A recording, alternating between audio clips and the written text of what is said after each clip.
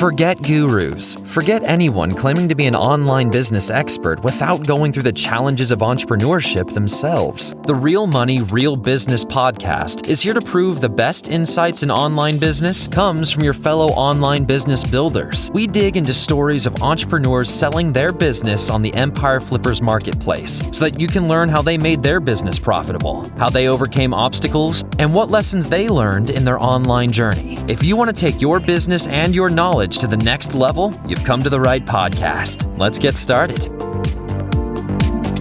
Hey everyone, Vinny here with another great business to discuss on this episode of the Real Money, Real Business podcast. Today's guest is Andrew, and he's selling his Amazon Associates business on the Empire Flippers marketplace. Welcome to the show, Andrew. How are you doing? I'm doing well, thanks, Vinny. How are you? Yeah, I'm doing really well. Thank you very much. Really looking forward to talking about the business today. And just for our listeners, I'm going to run through what your listing is. So today's listing is an Amazon Associates business in the equipment niche, and it was created in March 2018. The average monthly revenue for the business is $2,061, and it makes an average of $2,040 per month in net profit. The assets included in the sale are a primary domain and all of the site content and files, as well as a variety of social media accounts. You can head over to empireflippers.com/marketplace and search for listing 48487 to learn more about the business. If you want to start your due diligence, just remember to unlock the listing first. So that's all the nitty-gritty out the way. Let's talk about you, Andrew. Can you tell me a bit about your background in online businesses? Was this something that was always on your mind, always something you wanted to venture into, or did it just sort of happen by chance?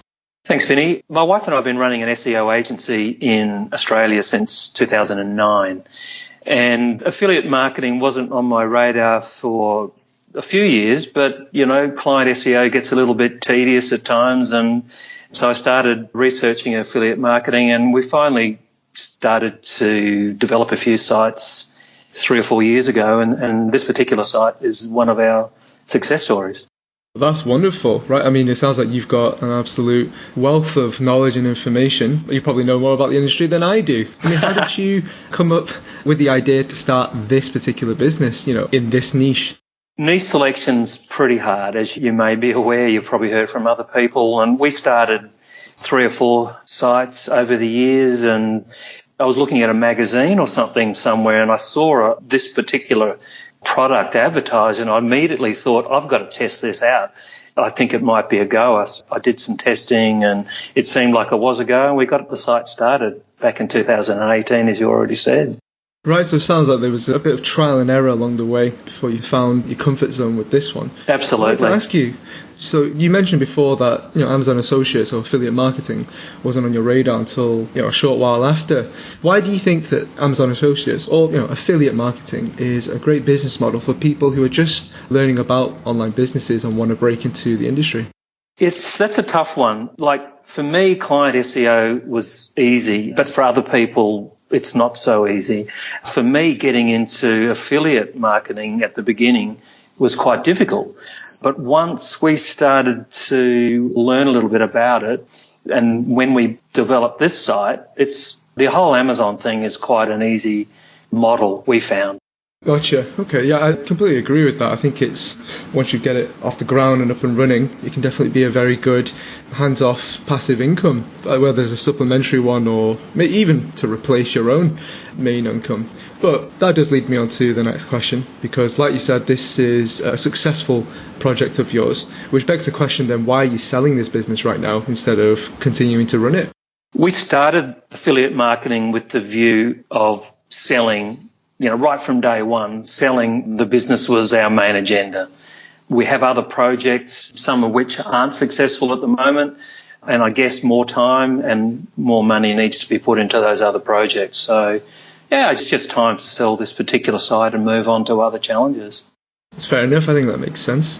Let's talk about your history then and some of the learnings that you picked up while growing this particular business. Could you share with us what you learned in the equipment niche especially, some of the strategies that worked for you?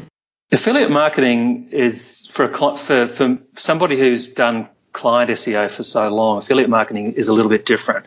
Client SEO doesn't involve a lot of content, whereas affiliate marketing is all about content. And I guess that surprised me a lot at the beginning. And the better quality content that you add to your site, the more traffic you get, the more keywords you rank for. I think that really surprised me. It shouldn't have surprised me, but it really did. I think that's a really fantastic answer. I think SEO is the bread and butter of affiliate marketing, definitely, because obviously it's a content site and it's all about getting found. But for sure, I think there's definitely a lot to be learned from what you've said there, that there's definitely a tilt, like leaning towards making sure that you prioritize the actual products, for sure. Could you share with me then, what are some of the strategies that you found didn't work for, this business? I think at the beginning we were a little bit too conservative. We were going after easier keywords that didn't get as many searches. I think rather than hitting the bigger keywords straight away, we went for those easy ones. I think the other thing that we didn't get right at the beginning was our content wasn't good enough. And I think over the first 6 months or so, we really shaped the content and really started to rejig it and realised that we needed really good content because there were some other good websites in the niche and we wanted to beat them, of course. So, we really had to lift our game. Okay, that's interesting. Let me ask you, what do you currently do in terms of marketing for the business right now? A lot of our effort went into this site probably a year, 2 years ago. That's when we were really gearing up. And currently I focus mainly on page, getting that right, the technical SEO, posting content onto social media, that sort of thing. It's all pretty basic stuff. Right, got you. So it's nothing out of the ordinary for a content site, so posting on social and prioritizing your SEO and stuff like that. Mm-hmm. Gotcha. So on a day-to-day basis, can you sort of describe the type of work that you're doing for the site just to keep it ticking along? Day-to-day keyword research, getting the on-page as perfect as possible, looking at the conversion, what pages are converting better than others, might the reasons be, making sure the technical SEO is all correct, making sure your site speed's good, all those good things. We do a site audit probably, well, that's automated actually, so that's done fairly regularly. So any technical issues that come along, make sure they're fixed quickly. So that's pretty much how I spend my time on the site. Yeah, okay. What about content creation? It says here on your listing that you do most of the actual content creation, is that right? That's correct, yeah. Well, right from the beginning, we've pretty much done all of our own content. We didn't know anything about the niche, Vinny, when we started, so it's been a big learning curve for us, but it's been fun. And so our friend Google has been hit pretty hard with queries and what have you to try and to get to the nitty-gritty of all the technical aspects of the niche. So it's a pretty fun niche. We're selling items that are in need and people have questions about it. So, there's a little bit of research goes into it. Yeah, it's a lot of fun. Yeah, and obviously all of those things that you've learned, those hard-earned lessons, you can obviously pass on to the right buyer when the time comes. Absolutely. Yeah. So let's just imagine that I am someone who has no idea whatsoever about affiliate marketing or Amazon Associates. I'm not familiar with the equipment niche. Can you describe to me, what would you recommend are some of the most important skills or requirements I should learn or brush up on? I don't really think that I've got any skills that anybody else doesn't have. I mean, English is my first language. The site's in English, so I write well in English. It's not hard to write a well-converting article or well-converting content. As I said, Google is a tremendous resource, and anything I need to know about what to do is found there. The other resources I use extensively, Facebook groups. One in particular that I'd highly recommend is Matt Diggity's Affiliate Lab. I think everything I've learned about affiliate marketing has come from that Facebook group alone. And there are other Facebook groups that have provided good content and good ideas as well. But Matt Diggity's Lab is really my go-to for anything that I come across that I can't do. Yeah, Matt's a good friend of ours, Pie Flippers. He's definitely our sort of go-to resource whenever we brush up on our SEO and say learn more about Google and especially affiliate marketing as well. So that's a really good solid shout there. Let's just say, Andrew, that you were to stay with the business and you continue to run it. What are some of the ways that you try to grow it? Like, what would you identify are the major growth opportunities? That's a great question, Vinny. I think the major growth opportunities for this particular site is, one, there's more content. As the buyer or potential buyers will find out, there's a ton of opportunity in this market to create more content. In addition, we haven't even looked at things like AdSense or, other ads, Ezoic, etc. Haven't looked at any of that. We haven't looked at display marketing. We haven't looked at non-Amazon affiliate. So a lot of those things that somebody can come in and really create an ongoing asset, an ongoing and improving asset. That sounds great. So sort of just following on from your other answer for, it sounds like this business has a pretty low barrier to entry as long as you can sort of create content, learn SEO and keywords. It sounds like there's plenty of avenues to grow here in terms of, different affiliate programs and continuing to expand the content base. So that sounds like there's lots of opportunities here for the right buyer who wants to get stuck in, which is great. But, as with all businesses, there's always inherent risk, right? So what would you say is, the biggest risks with this business that a buyer should be aware of?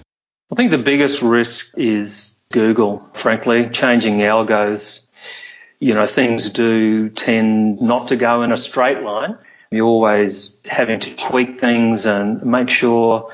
I think it's all about quality, really, just making sure the quality's there. But Google does like to change things up a little bit. So, you've got to keep on your toes.